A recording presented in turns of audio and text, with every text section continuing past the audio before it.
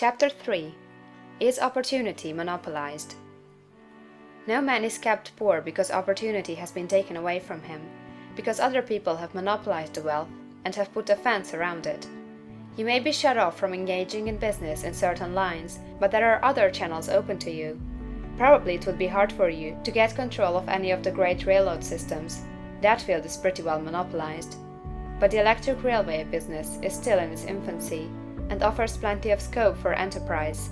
And it will be but a few years until traffic and transportation through the air will become a great industry, and in all its branches will give employment to hundreds of thousands and perhaps to millions of people. Why not turn your attention to the development of aerial transportation, instead of competing with J.J. Hill and others for a chance in the steam railway world? It is quite true that if you are a workman in the employ of the Steel Trust, you have very little chance of becoming the owner of the plant in which you work. But it is also true that if you will commence the act in a certain way, you can soon leave the employ of the Steel Trust. You can buy a farm of from 10 to 40 acres and engage in business as a producer of foodstuffs. There is great opportunity at this time for men who will live upon small tracts of land and cultivate the same intensively. Such men will certainly get rich. You may say that it is impossible for you to get the land, but I am going to prove to you that it is not impossible, and that you can certainly get a farm if you will go to work in a certain way. At different periods, the tide of opportunity sets in different directions, according to the needs of the whole, and the particular stage of social evolution which has been reached. At present, in America, it is setting toward agriculture and the allied industries and professions. Today, opportunity is open before the factory worker in his line.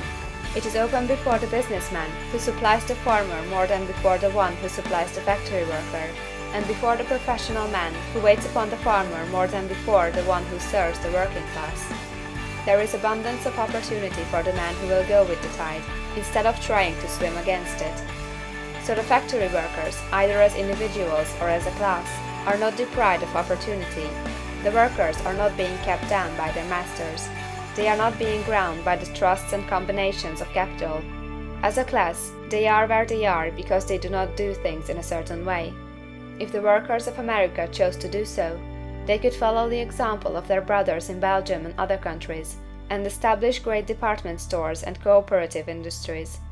They could elect men of their own class to office, and pass laws favoring the development of such cooperative industries, and in a few years they could take peaceable possession of the industrial field. The working class may become the master class whenever they will begin to do things in a certain way. The law of wealth is the same for them as it is for all others. This they must learn, and they will remain where they are as long as they continue to do as they do. The individual worker, however, is not held down by the ignorance or the mental slothfulness of his class. He can follow the tide of opportunity to riches, and this book will tell them how. No one is kept in poverty by a shortness in the supply of riches. There is more than enough for all. A palace as large as the Capitol at Washington might be built for every family on earth from the building material in the United States alone, and under intensive cultivation, this country would produce wool, cotton, linen, and silk enough to clothe each person in the world finer than Solomon was arrayed in all his glory, together with food enough to feed them all luxuriously. The visible supply is practically inexhaustible, and the invisible supply really is inexhaustible. Everything you see on earth is made from one original substance, out of which all things proceed.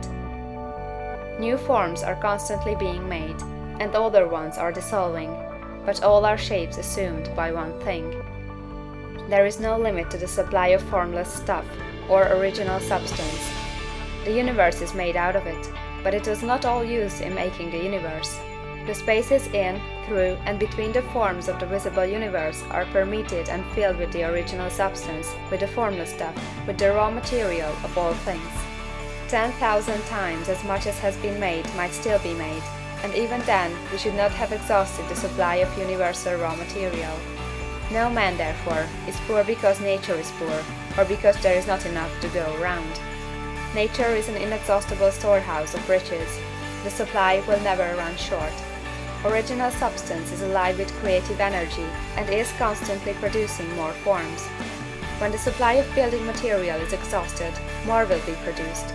When the soil is exhausted, so that foodstuffs and materials for clothing will no longer grow upon it, it will be renewed, or more soil will be made.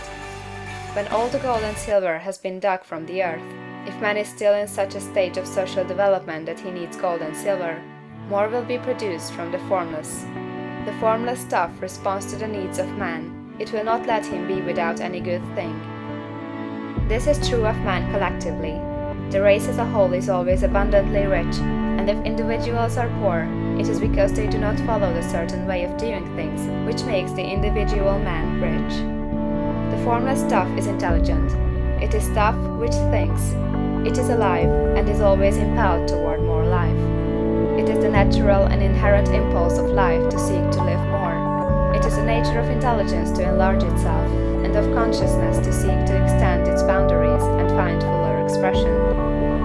The universe of forms has been made by formless living substance, throwing itself into form in order to express itself more fully. The universe is a great living presence, always moving inherently toward more life and fuller functioning. Nature is formed for the advancement of life. Its impelling motive is the increase of life. For this cause, everything which can possibly minister to life is bountifully provided. There can be no lack unless God is to contradict himself and nullify his own works. You are not kept poor by lack in the supply of riches. It is a fact that I shall demonstrate a little farther on. Even the resources of the formless supply are at the command of the man or woman who will act and think in a certain way. End of chapter 3.